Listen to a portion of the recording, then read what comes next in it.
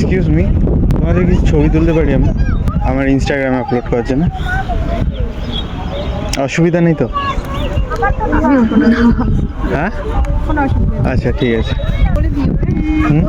Pose, ওকে ওকে। বসতে পারবে ঘাসে ওই সাইডে? এখানে বসে পড়ো। কোনো নলেজই নেই মানে ফটো সম্পর্কে।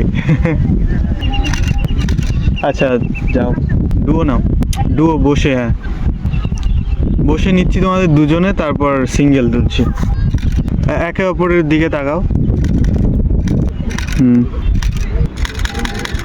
দেখে নাও, ঠিক আছে?